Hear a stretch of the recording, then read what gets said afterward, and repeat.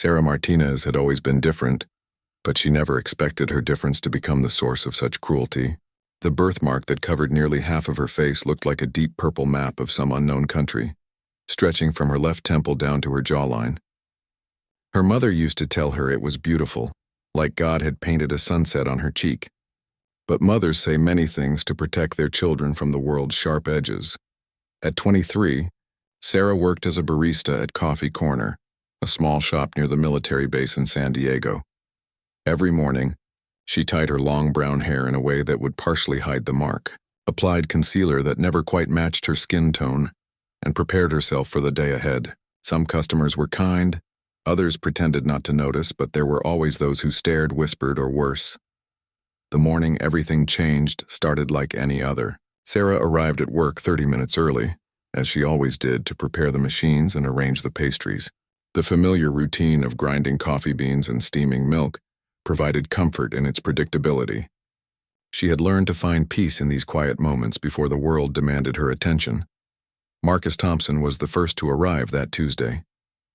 A regular customer who worked at the nearby auto shop, Marcus had never been particularly friendly, but he had never been cruel either.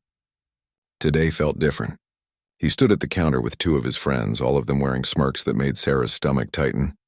"The usual, Marcus?" Sarah asked, her voice steady despite the unease growing inside her.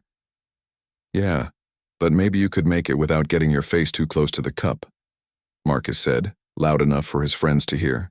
"That thing on your face might be contagious." His friends erupted in laughter. Sarah felt the familiar burn of shame creep up her neck, but she had learned to handle comments like these. She turned to prepare his order, her hands trembling slightly as she reached for the coffee cup. "I heard those marks come from the devil," one of Marcus's friends chimed in. "My grandmother always said people born with marks like that are cursed. Maybe that's why she's working in a coffee shop instead of hiding at home where she belongs." The shop had started to fill with the morning rush. Sarah could feel other customers watching, some looking uncomfortable, others seeming entertained by the show. She focused on the espresso machine, letting the sound of steam drown out the continued comments. "You know what I think?" Marcus continued, emboldened by his audience. "I think people like her shouldn't be working where they have to interact with normal people. It's disturbing. Kids might see that and have nightmares." Sarah's hand slipped and hot coffee spilled across the counter. The accident seemed to fuel their amusement even more. She quickly grabbed a towel to clean up the mess, her face burning with embarrassment. The birthmark felt like it was growing larger, becoming more visible under their scrutiny. An elderly woman in line behind them cleared her throat loudly. "Young man, that's quite enough," she said firmly. "Show some respect." Marcus turned to look at her, his expression mocking. "Respect for what?" "I'm just saying what everyone's thinking. Look at her face. It's not normal. My tax dollars probably pay for her disability benefits too." The accusation stung because it was so far from the truth. Sarah worked 2 jobs to support herself and had never taken any government assistance. She had graduated from community college with honors despite the challenges she faced. But explaining this to people like Marcus never seemed to matter. "Here's your coffee," Sarah said quietly, sliding the cup across the counter. Her voice came out smaller than she intended. Marcus picked up the cup and examined it theatrically. "Did you breathe on this? I don't want to catch whatever disease caused that thing on your face." More laughter erupted from his friends. Sarah noticed that several other customers had started recording with their phones. In today's world, cruel moments like these often became viral entertainment. The thought of her humiliation being shared across social media made her feel sick. "There's nothing wrong with the coffee," she managed to say. "It's the same coffee everyone else gets." "Right, but everyone else doesn't look like they got attacked by a paintbrush," Marcus replied. His friends high-fived him, clearly enjoying the performance. Sarah had endured comments like these her entire life. In school, children had called her names and refused to sit near her. Teachers had tried to help, but their pity often felt worse than the cruelty. As an adult, she had hoped things would be different, but people could be just as cruel, sometimes more so. The birthmark was a port wine stain, a common type of vascular malformation that occurred in about 3 out of every 1,000 births. Sarah knew the medical facts by heart. Having researched everything about her condition, she knew it wasn't contagious, wasn't caused by anything her mother did during pregnancy, and wasn't a sign of any underlying health problems. But facts didn't matter to people like Marcus. She had considered laser treatment to lighten the mark, but the procedures were expensive and not always effective. More importantly, part of her felt like removing it would be giving in to the cruelty of others. Her mother had raised her to be proud of who she was, Mark and all. You know what the worst part is? Marcus continued, seemingly unable to stop himself. She probably thinks she deserves to be treated like everyone else. Like she's normal. But normal people don't look like that. The shop had grown uncomfortably quiet except for Marcus's voice and his friends' continued snickering. Sarah could feel tears threatening, but she refused to let them fall. Not here. Not in front of these people who would probably see her tears as another source of entertainment. A young mother with 2 small children had entered the shop during the harassment. Her children, curious as children are, had noticed Sarah's birthmark but hadn't said anything cruel. Children often stared, but their curiosity was different from adult cruelty. It was honest without malice. "Mommy, why does the lady have purple on her face?" the younger child asked innocently. Before the mother could respond, Marcus jumped in. "Because some people are born wrong, kid. That's what happens when God makes mistakes."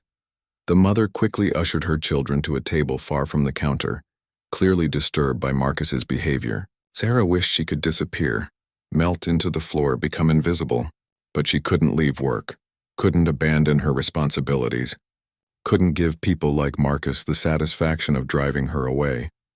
As she continued serving other customers, trying to ignore the ongoing comments, Sarah wondered how much longer she could endure this. Every day brought new challenges, new moments of cruelty to survive. She had developed thick skin over the years, but some days the armor felt thinner than others. Little did she know that this morning's humiliation was about to take an unexpected turn that would change everything. The bell above the coffee shop door chimed and a man walked in. He moved with purpose, his posture straight and alert in a way that suggested military training. He wore civilian clothes, jeans and a simple gray t-shirt, but something about his presence commanded attention. He was tall, probably in his late 30s, with close-cropped dark hair and intelligent eyes that seemed to take in everything at once. Marcus and his friends were still at the counter, their cruel commentary continuing as they waited for their orders to be completed. They hadn't noticed the newcomer yet, too absorbed in their entertainment at Sarah's expense. "I bet she practices smiling in the mirror, trying to find an angle where that thing doesn't show," Marcus was saying, "like putting makeup on a car accident." His friends howled with laughter. One of them had started taking pictures with his phone, probably planning to share them online with mocking captions.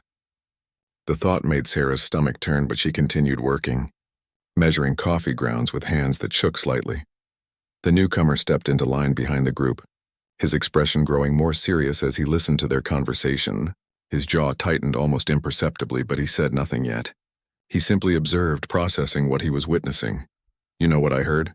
one of Marcus's friends said, leaning closer to the counter. "I heard people with marks like that are cursed. Like their whole bloodline is tainted. Probably explains why she's working such a dead-end job." Sarah's hand stilled on the espresso machine. The comment cut deeper than usual because it targeted not just her, but her family. Her mother had worked 3 jobs to raise Sarah alone after her father left.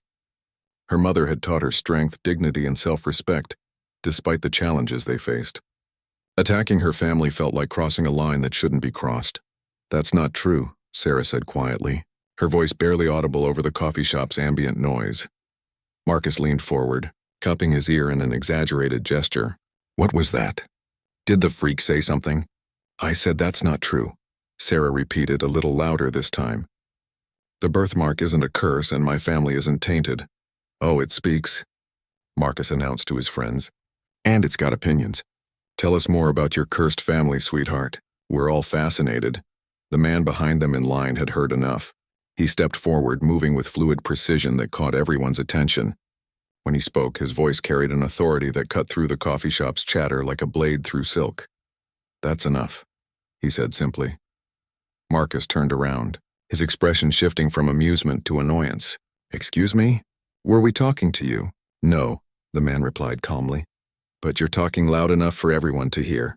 And what I'm hearing is a grown man bullying a young woman at her workplace." Marcus puffed up his chest, trying to appear intimidating. "Mind your own business, pal. We're just having a conversation." "Harassment isn't conversation," the man said. His tone remained level, but there was steel underneath it. It's cruelty disguised as entertainment. Look, hero, Marcus sneered. Nobody asked for your opinion. This girl's got something wrong with her face, and we're just commenting on it. Free speech and all that. The stranger's expression didn't change, but Sarah noticed his hands, which hung relaxed at his sides. There was something about his stillness that suggested readiness, like a coiled spring waiting to be released. He didn't look like someone who would be easily intimidated. Free speech doesn't mean freedom from consequences, the man said, and basic decency isn't optional. Marcus's friends had started to look uncomfortable. The situation was escalating beyond their comfort zone, and the stranger's calm confidence was unsettling. But Marcus seemed determined to maintain his position as the alpha of his small pack. What are you, her boyfriend? Marcus asked with a mocking laugh. I guess some guys are into freaks. Takes all kinds, right? Sarah felt her cheeks burn with fresh humiliation. She wanted to disappear, to escape this confrontation that was happening because of her. She had learned to handle cruelty directed at her, but having someone defend her felt both wonderful and terrifying. What if it made things worse? The stranger stepped closer to Marcus, closing the distance between them without appearing aggressive. I'm someone who recognizes strength when I see it, he said, glancing at Sarah. And I'm someone who has very little patience for cowards who pick on people who can't fight back. Can't fight back? Marcus laughed, but the sound was less confident now. She could fight back if she wanted to. She could get that thing on her face fixed.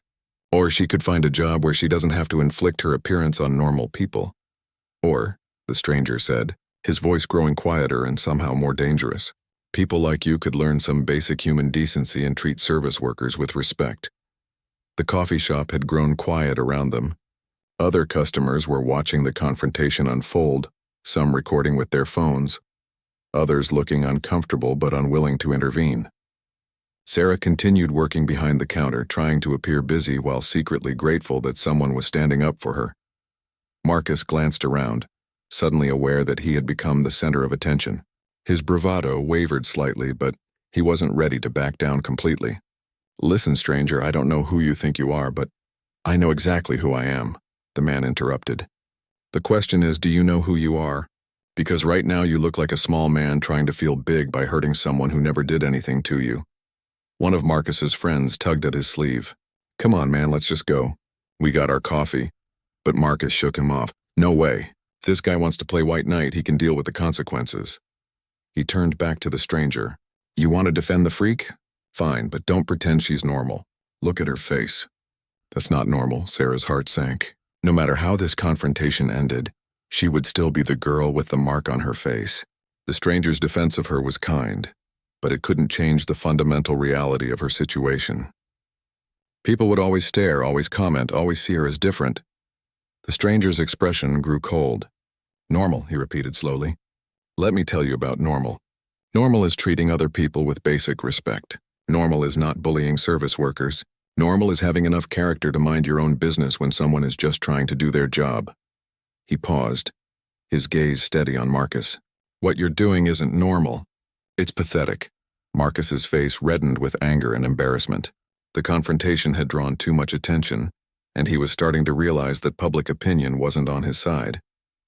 Other customers were giving him disapproving looks, and someone had definitely recorded at least part of the exchange. Whatever, man, Marcus said, trying to salvage some dignity. Come on, guys, let's get out of here. The coffee probably tastes like freak anyway. As Marcus and his friends headed toward the door, the stranger called after them. Next time you want to feel superior to someone, try accomplishing something worth being proud of first. The three men left the coffee shop, their exit marked by uncomfortable silence. Sarah stood behind the counter, unsure what to say or how to feel. The stranger had defended her, but the encounter had also highlighted her vulnerability in a way that felt both protective and exposing. The man approached the counter, his demeanor completely different now. The steel had left his voice, replaced by gentle courtesy. I'm sorry you had to deal with that, he said to Sarah. Some people never learned basic manners. Thank you, Sarah replied, her voice soft with genuine gratitude. You didn't have to do that. Yes, I did, he said simply. That kind of behavior is unacceptable anywhere, but especially toward someone who's just trying to work. Sarah looked at him more carefully now. There was something about his bearing, his way of speaking, that suggested more than just good manners. He carried himself like someone accustomed to leadership, to making difficult decisions under pressure. "What can I get you?" she asked, falling back on the familiar routine of taking orders. He smiled, and for the first time since he'd entered the coffee shop, he looked completely relaxed. "Just a black coffee, please. And maybe you could tell me your name?" "I'm David, Sarah," she replied, reaching for a cup. "Sarah Martinez." As she prepared his coffee, Sarah found herself wondering about this stranger named David, who had so effortlessly stood up to her tormentors. There was more to his story, she was certain of that. But for now, she was simply grateful that someone had seen her as worth defending. David accepted his coffee with a nod of thanks and moved to a small table near the window. Sarah expected him to drink quickly and leave, like most customers did. But instead he settled in with a newspaper and seemed prepared to stay. The morning rush continued around them, but the atmosphere in the shop had changed. Word of the confrontation was already spreading among the regulars, and Sarah noticed several customers offering her encouraging smiles. During a brief lull between orders, David approached the counter again. "Excuse me, Sarah," he said. "I hope you don't mind me asking, but how often does that kind of thing happen?" Sarah hesitated. She wasn't used to strangers taking a genuine interest in her experiences. Most people either ignored her situation entirely or treated it like a spectacle. David's question seemed different, concerned rather than curious. "More often than I'd like," she admitted. "Some days are better than others. Today was actually pretty mild compared to some encounters I've had." David's expression darkened. "That's unacceptable. No one should have to deal with that kind of treatment, especially not at work where you can't just walk away." "It's okay," Sarah said automatically, the response ingrained after years of trying to minimize other people's discomfort with her situation. "I'm used to it." "You shouldn't have to be used to it," David replied firmly. "And it's not okay."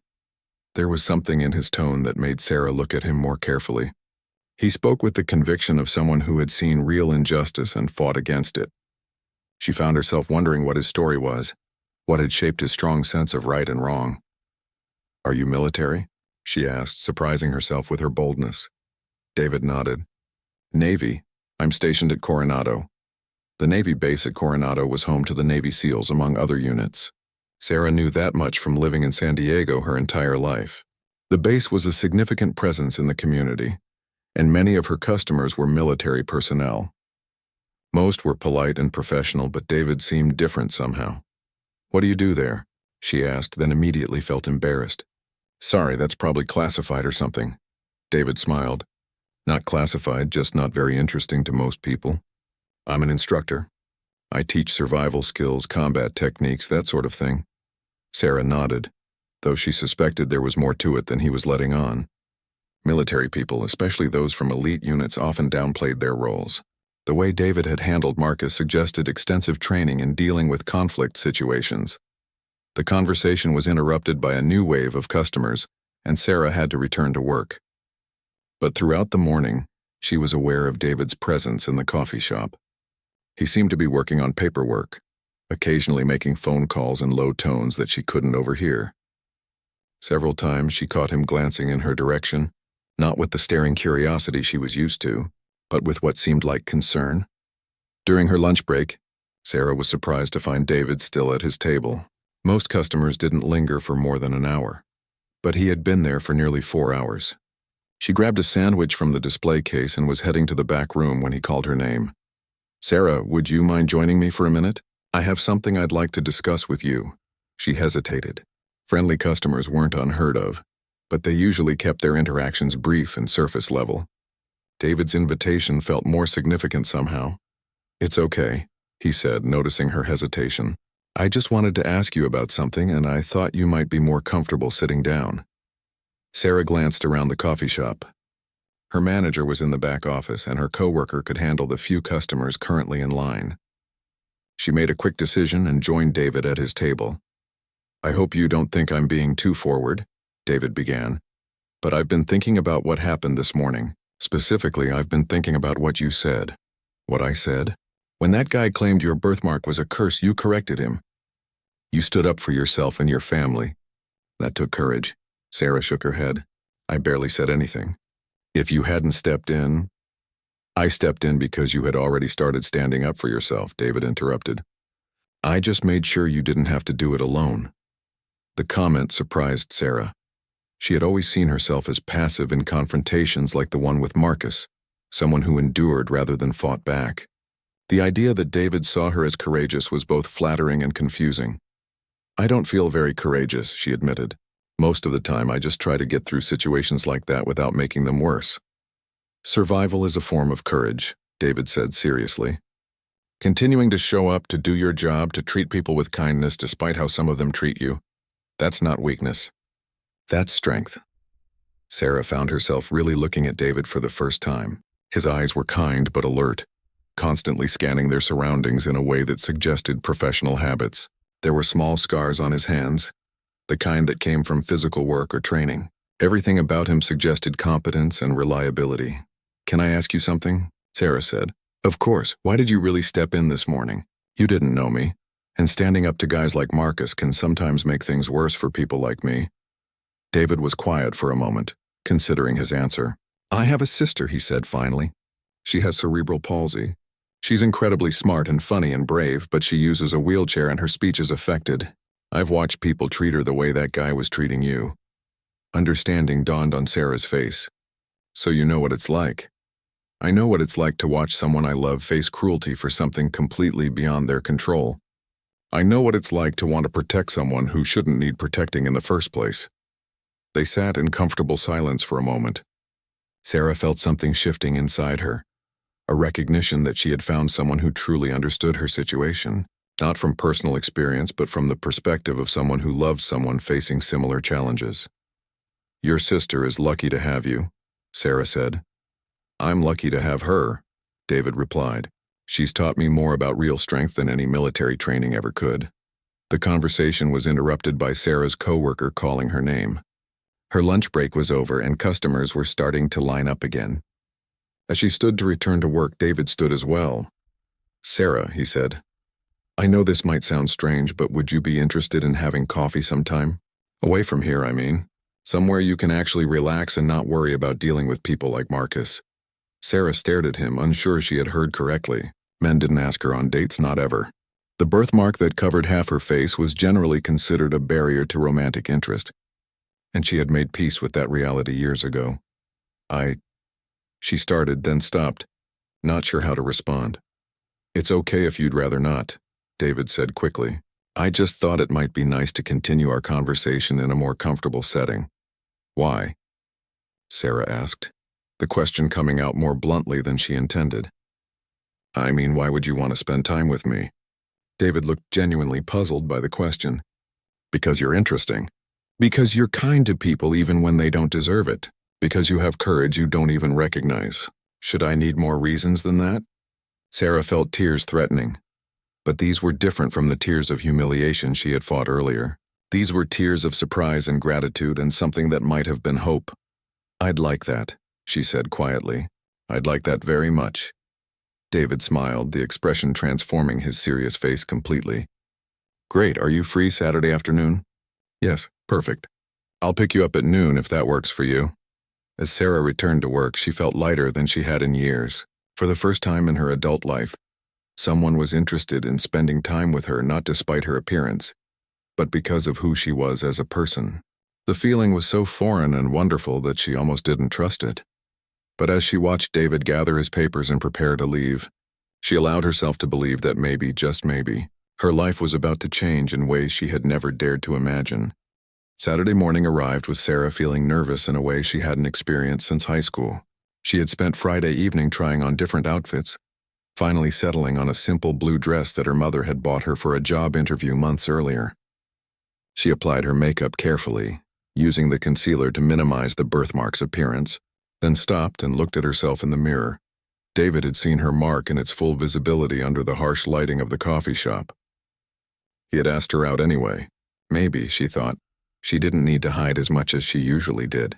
The thought was both terrifying and liberating. When David arrived at noon, he was driving a well-maintained pickup truck that looked practical rather than flashy.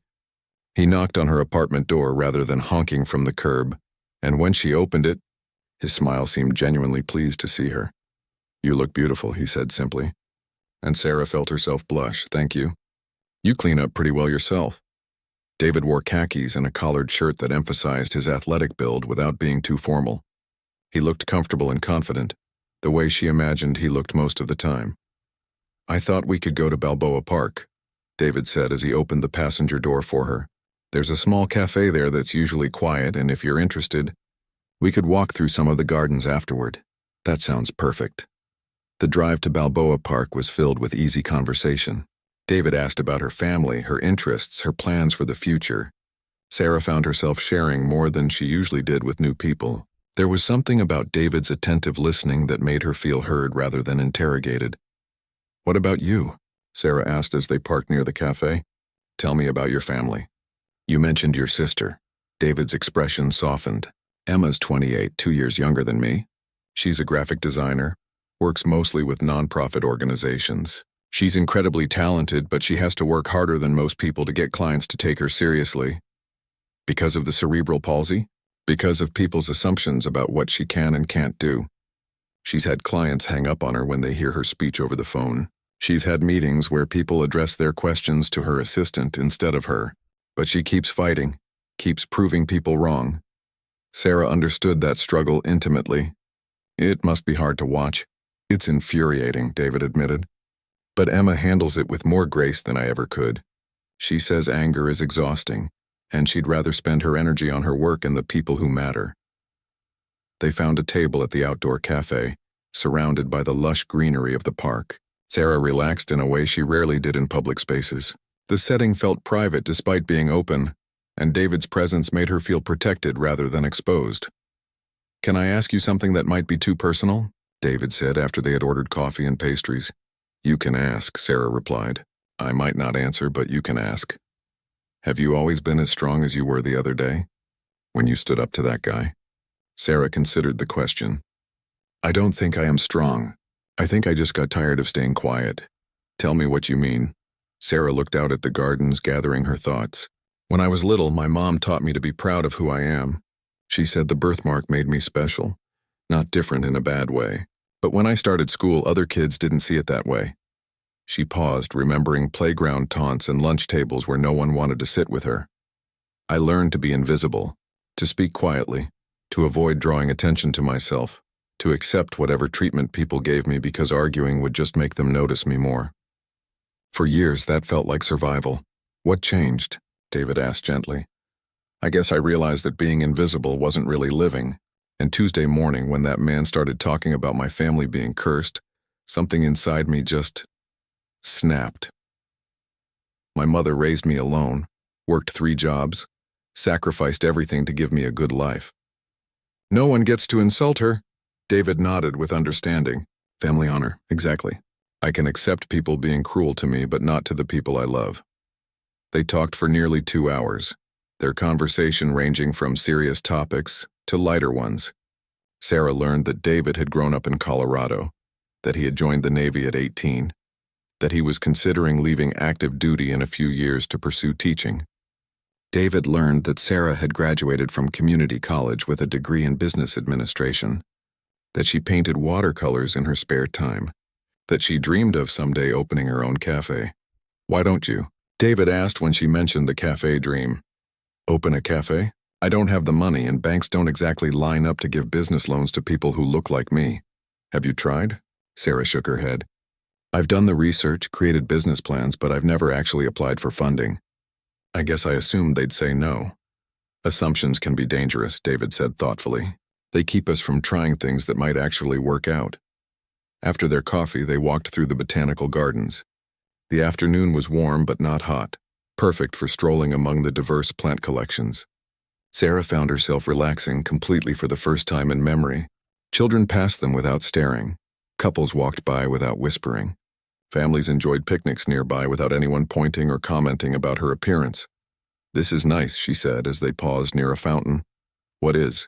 "Feeling normal. Feeling like just another couple spending Saturday afternoon together." David stopped walking and turned to face her. "Sarah, can I tell you something?"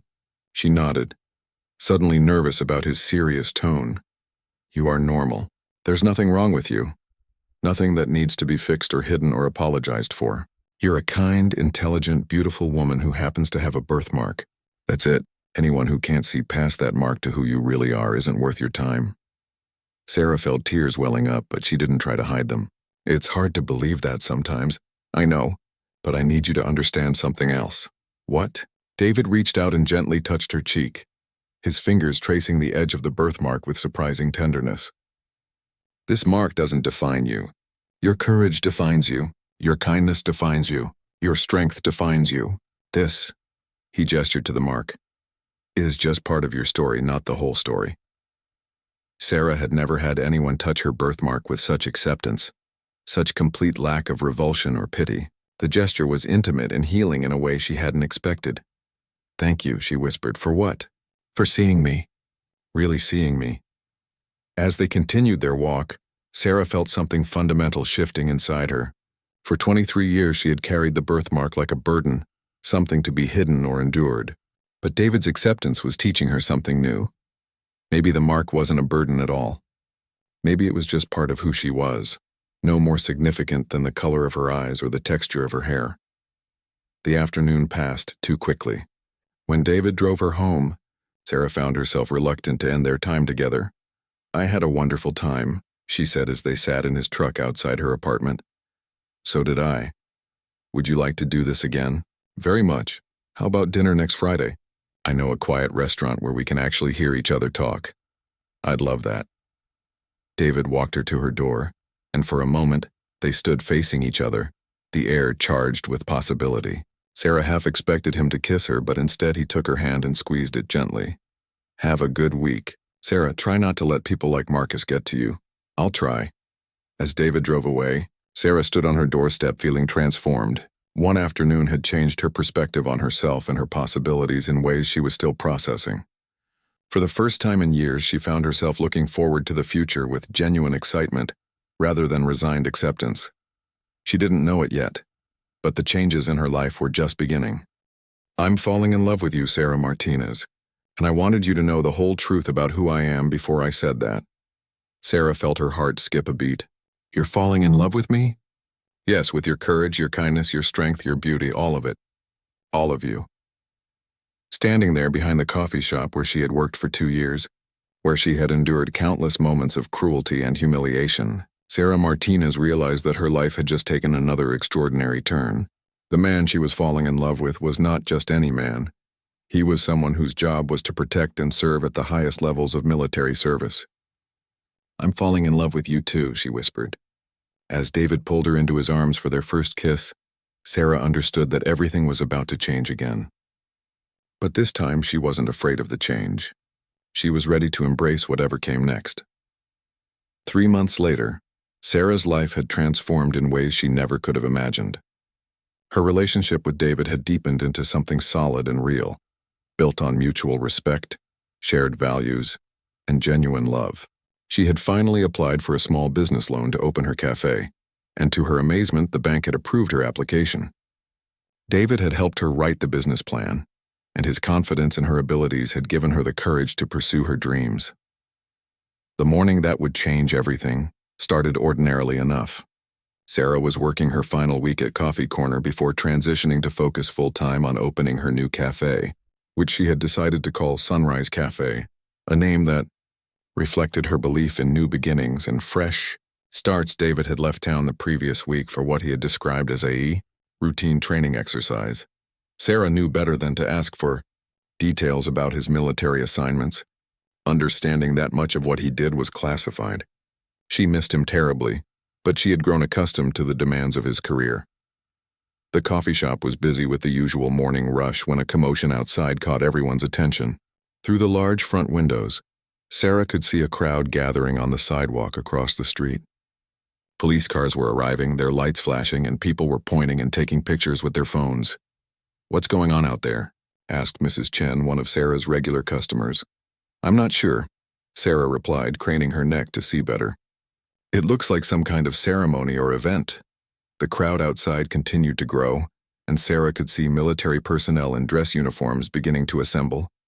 Her heart skipped a beat when she recognized the navy dress blues among the uniforms. Could this have something to do with David? A customer who had been outside came rushing into the coffee shop, his face flushed with excitement. "You guys have to see this," he announced to everyone in the shop. "There's some kind of military ceremony happening, and they're saying a Navy SEAL just returned from a secret mission overseas." Sarah's hands trembled as she set down the coffee cup she had been holding. A Navy SEAL returning from a mission. It had to be David, but why was there a public ceremony? He had told her it was just a training exercise. More customers began filtering outside to watch the proceedings, but Sarah remained behind the counter, torn between curiosity and professional duty. Her manager noticed her distraction and suggested she take a break to see what was happening. "Go ahead," he said kindly. "This looks like something special." Sarah untied her apron and walked outside, joining the crowd that had gathered along the sidewalk. The scene before her was impressive and formal. A small group of high-ranking military officers stood in formation, their uniforms gleaming with medals and insignia.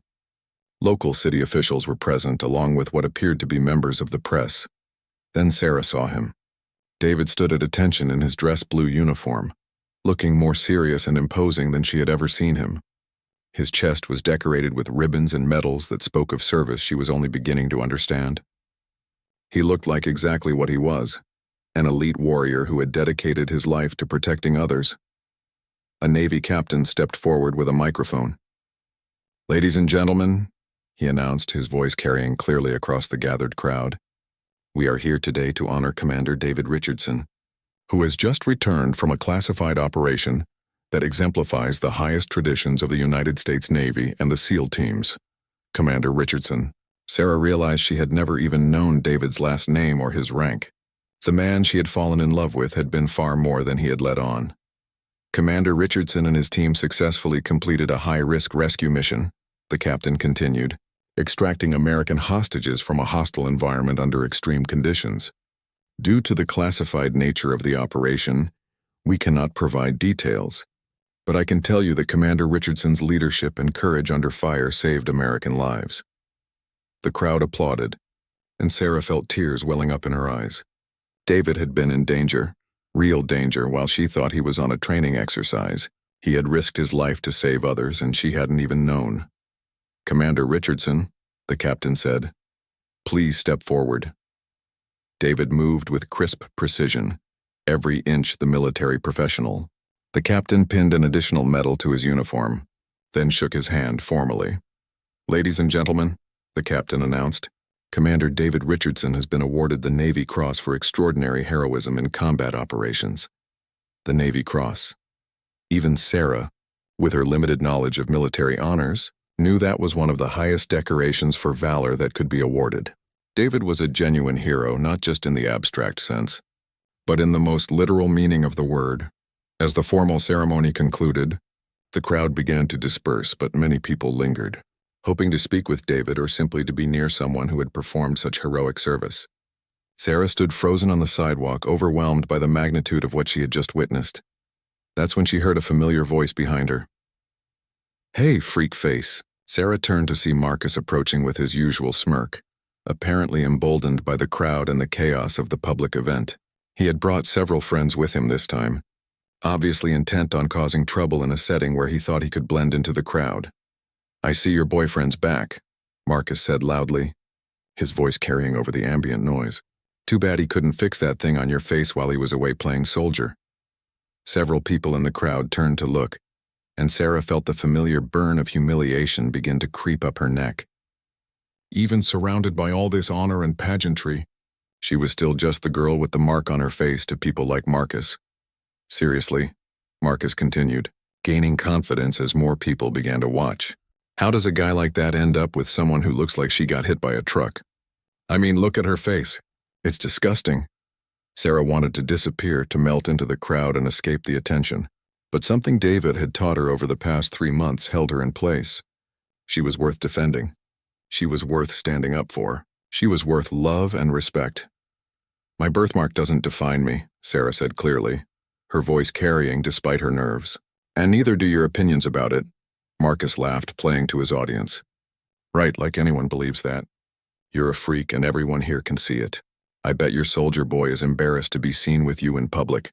That's when David appeared. He moved through the crowd with purpose, still in his dress uniform, his medals catching the morning sunlight. The crowd parted before him automatically, recognizing his authority and presence. When he reached Sarah's side, his expression was focused and deadly serious. "Is there a problem here?" David asked quietly, his voice carrying the unmistakable tone of command. Marcus puffed up his chest, apparently not recognizing David from their previous encounters, or choosing to ignore the obvious signs of his military rank and recent honors. "Yeah, there's a problem," Marcus said loudly. "Your girlfriend is inflicting her face on decent people who are trying to enjoy a nice public event. Maybe you should take her home where she belongs." David's expression didn't change, but Sarah felt the air around him grow charged with controlled energy. When he spoke, his voice was calm but carried absolute authority. "Sir, you need to apologize to this lady immediately." "I don't need to do anything," Marcus shot back. "This is America, and I have the right to free speech. If she doesn't like hearing the truth about her face, maybe she should stay home." Several things happened almost simultaneously. The Navy captain who had conducted the ceremony noticed the commotion and began walking over. Other military personnel followed. The crowd grew quiet, sensing that something significant was happening. David reached into his uniform and withdrew his identification, holding it up so Marcus could see it clearly. The following Tuesday morning at Coffee Corner started like any other, but Sarah noticed she felt different. David's acceptance had given her a confidence she hadn't possessed the week before. When customers stared at her birthmark, she met their gaze directly instead of looking away. When a teenager made a whispered comment to his friend, she served him politely but without the apologetic demeanor she had carried for years. David had become a regular customer, arriving each morning around 8:30 for his black coffee, and staying to work on what appeared to be training materials and administrative paperwork. His presence had become a source of comfort for Sarah, a reminder that not everyone saw her as damaged or different. Their Friday dinner date had been even better than their afternoon in Balboa Park. David had chosen a small Italian restaurant where the lighting was soft and the atmosphere intimate. Over pasta and wine, they had talked about everything from their childhood dreams to their current ambitions. Sarah had shared her watercolor paintings on her phone, and David had shown genuine interest in her artistic vision. He had talked about his work training new recruits, though Sarah sensed he was still holding back details about the full scope of his responsibilities. Now, as she prepared David's usual order, Sarah reflected on how much her life had changed in just 2 weeks. She had someone to look forward to seeing each morning, someone who called her beautiful without qualification, someone who made her feel valued for who she was rather than pitied for what she looked like. The morning routine was interrupted when Marcus and his 2 friends entered the coffee shop. Sarah's stomach tightened, but she didn't feel the crushing dread she had experienced the week before. David was at his usual table, and his presence gave her strength. "Well, well," Marcus announced loudly as he approached the counter. "Look who's still here. I thought maybe you'd gotten that face fixed by now." His friends snickered, but Sarah noticed they seemed less confident than before. David's intervention, the previous week, had clearly made an impression, and they kept glancing nervously in his direction. "What can I get you?" Sarah asked calmly, her voice steady. "The usual," Marcus said. "But maybe this time you could make it without breathing all over everything. Your face condition might be contagious." Sarah felt the familiar sting of humiliation, but something was different this time. Instead of shrinking into herself, she stood straighter. "My birthmark isn't contagious," she said clearly. "It's a vascular malformation that occurs during fetal development. It's completely harmless to everyone around me." Marcus looked surprised by her direct response. "Oh, so now you're a doctor? I guess freaks need to know about their conditions." "I'm not a freak," Sarah said, her voice growing stronger. "I'm a person with a birthmark. There's a difference." David had risen from his table and was approaching the counter, but Sarah held up a subtle hand gesture that asked him to wait. She wanted to handle this herself. "You know what your problem is?" Marcus continued, emboldened by what he mistook for Sarah's submission. "You think you deserve to be treated like normal people, but normal people don't look like they got attacked with paint. And what's your excuse for being ugly on the inside?" Sarah asked, surprising herself with her boldness. Marcus's face reddened with anger. What did you just say to me? I said you're ugly on the inside, Sarah repeated. My birthmark is on my skin. Your ugliness goes all the way through. The coffee shop had grown quiet around them. Other customers were watching the exchange with obvious interest. Someone was definitely recording with their phone, but this time Sarah didn't care. She was tired of being ashamed of who she was. You little. Marcus started forward, his hands clenched into fists. That's when David moved. He stepped between Marcus and the counter with fluid precision, his demeanor completely transformed from the gentle man Sarah had come to know. This was someone else entirely, controlled, dangerous, absolutely focused. I think you need to leave, David said quietly. His voice carried an authority that made Marcus stop in his tracks. Oh, great. Here's the White Knight again, Marcus sneered. But there was uncertainty in his voice now. What are you going to do? Call the police? I don't need to call anyone, David replied. I'm asking you politely to leave. Don't make me ask a second time. Marcus looked around the coffee shop, suddenly aware that every person present was watching him. The situation had escalated beyond his comfort zone, and David's calm confidence was unsettling in a way that loud threats wouldn't have been. Whatever, Marcus said, trying to salvage some dignity. This place serves crap coffee anyway, come on, guys. As Marcus and his friends headed toward the door, one of them made a final comment. Freak lover, he muttered, just loud enough for everyone to hear. David moved so quickly that Sarah barely saw it happen. One moment he was standing calmly by the counter, the next he was at the door, blocking the exit with his body. When he spoke, his voice was so quiet that only Marcus and his friends could hear it, but whatever he said made all three men go pale. Actually, David said, raising his voice so the entire coffee shop could hear, I think you gentlemen owe Sarah an apology. For your behavior last week, and for your behavior today. We don't owe her anything, Marcus said, but his voice lacked conviction. David reached into his wallet and pulled out what looked like an identification card. He held it up so Marcus could see it clearly, though from Sarah's position behind the counter, she couldn't make out the details. The effect on Marcus was immediate and dramatic. His face went from red with anger to white with shock. His mouth opened and closed wordlessly like a fish gasping for air. Now, David said pleasantly, returning the ID to his wallet.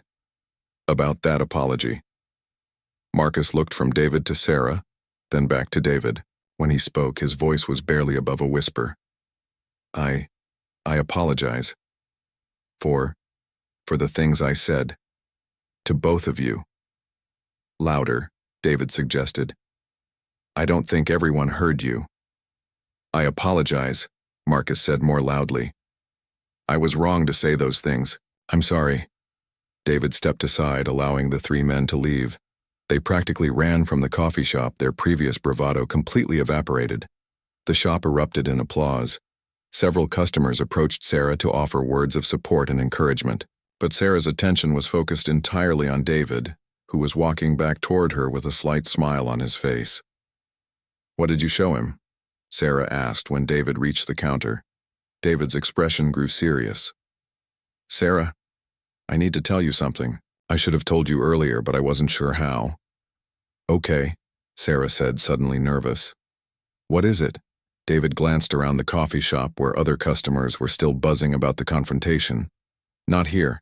Can you take a break? There's something important I need to explain. Sarah's manager, who had witnessed the entire incident from the back office, readily agreed to cover for her. She followed David outside to a quiet area behind the building, her mind racing with possibilities. Sarah, David began, I haven't been completely honest with you about what I do in the Navy. What do you mean? David took a deep breath. I'm not just an instructor, I'm a SEAL team commander. What I showed Marcus was my military identification, which includes my rank and unit designation. Sarah stared at him, processing this information. You're a Navy SEAL? Yes, team leader actually. I've been with the teams for 12 years. Sarah's mind reeled. Navy SEALs were among the most elite military units in the world. She had served coffee to a man who had likely fought in some of the most dangerous operations the military conducted, and he had been coming to her coffee shop every morning for 2 weeks, defending her against neighborhood bullies. Why didn't you tell me before? she asked. Because I wanted you to know me as David, not as a title or a reputation. I wanted our relationship to be based on who we are as people, not what I do for a living. Sarah understood, but she felt overwhelmed by the revelation. Is that why Marcus got so scared, because you're a SEAL? Partly, but also because I made it clear that harassing you would have consequences. Military personnel take issues of honor and protecting civilians very seriously. They stood in silence. For a moment, Sarah absorbing this new information about the man she had been falling for.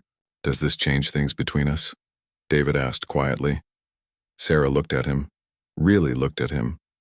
The man standing before her was the same person who had taken her on a perfect date, who had touched her birthmark with tenderness, who had made her feel beautiful and valued. His job title didn't change any of that. No, she said finally. It doesn't change anything that matters. David's relief was visible. Good.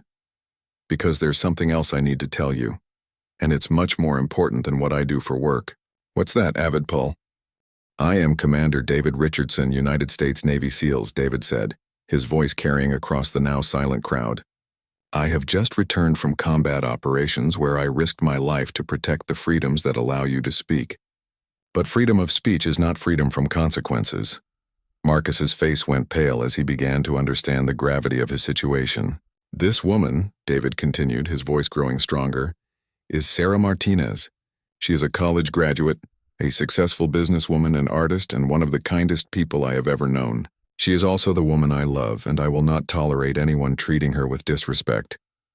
The crowd was completely silent now, hanging on every word. More importantly, David said, Sarah has shown more courage in her daily life than you have shown in your entire existence. She faces ignorance and cruelty every day and responds with grace and dignity. That, sir, is what real strength looks like. The Navy captain had reached them and was listening intently. When David finished speaking, the captain stepped forward. Is this man harassing you and your girlfriend, Commander? Yes, sir, David replied formally. This individual has been making derogatory comments about Ms. Martinez's appearance and suggesting she doesn't belong in public. The captain's expression hardened. He turned to face Marcus, and when he spoke, his voice carried the authority of decades of military service. Son, you are speaking to a decorated war hero who has just risked his life for your freedom. The young lady he is defending has done nothing to deserve your harassment. I suggest you apologize immediately and remove yourself from this area. Marcus looked around the crowd, suddenly realizing that public opinion had turned completely against him. Everyone was staring at him with expressions ranging from disapproval to outright disgust. I'm sorry, Marcus mumbled, barely audible. Louder, the captain commanded. And look at the lady when you speak. I'm sorry, Marcus said more clearly, looking directly at Sarah. I was wrong to say those things. Now leave, David said quietly. And if I ever hear of you bothering Sarah again, we'll have a very different kind of conversation. Marcus and his friends retreated quickly, disappearing into the crowd and then beyond it. What happened next surprised everyone, including Sarah. The Navy captain, this decorated officer who had just defended her honor, came to attention and rendered a crisp military salute directly to her. Ma'am, he said formally, any woman who can inspire that kind of loyalty and love from one of my finest officers is worthy of respect from all of us. One by one, the other military personnel present came to attention and saluted Sarah. Then something extraordinary happened. The civilians in the crowd, inspired by the military's gesture of respect, began to applaud. The applause grew and spread until the entire gathering was giving Sarah a standing ovation. Sarah stood there in shock, tears streaming down her face as dozens of people showed her a level of respect and honor she had never experienced. The birthmark that had been a source of shame and humiliation her entire life suddenly felt irrelevant in the face of such overwhelming acceptance. David moved to stand beside her, taking her hand in his. When he spoke, his voice was full of love and pride. Ladies and gentlemen, he said to the crowd, this is Sarah Martinez, and she is the strongest, most beautiful woman I know. The applause continued, and Sarah realized that this moment was not just about her relationship with David. It was about standing up to bullies, about recognizing real strength and beauty, about understanding that worth comes from character rather than appearance. As the crowd began to disperse, people approached Sarah to offer words of support and encouragement. Children who had been watching asked their parents about the birthmark, receiving explanations about how some people are born looking different, but that different doesn't mean less valuable. Later, as Sarah and David walked back toward the coffee shop together, Sarah reflected on how dramatically her life had changed. "I can't believe that just happened," she said. "You deserved every bit of it," David replied. "You've always been worthy of that kind of respect. Today, other people finally got to see what I've known all along." "What's that?" "That you're extraordinary, Sarah Martinez. And I'm the luckiest man alive to be loved by you." As they walked past the coffee shop where their story had begun, Sarah thought about the journey that had brought her to this moment. The cruel comments and humiliation she had endured had led her to develop strength she didn't know she possessed. David's love had shown her how to see herself through different eyes. And today's events had proven that when good people stand together against cruelty, they can change hearts and minds. The birthmark was still there, still visible, still a part of who she was. But it was no longer a burden to bear. It was simply part of her story, part of what had made her strong, part of what had led her to love. 3 months later, Sunrise Cafe opened to a line of customers that stretched around the block. The story of the SEAL commander who had defended the woman with the birthmark had spread throughout the community, and people came not just for the coffee, but to meet the woman whose courage had inspired a moment of collective human decency. Sarah and David were married the following spring in a ceremony attended by SEALs, coffee shop regulars, and people from all walks of life who had been touched by their story. When David lifted Sarah's veil, revealing her birthmark in full view of all their guests, the crowd erupted in applause. Years later, when people asked Sarah about her birthmark, she would smile and tell them it was the mark that led her to love. And she wouldn't change a thing about her story, because every challenge she had faced had brought her to exactly where she belonged.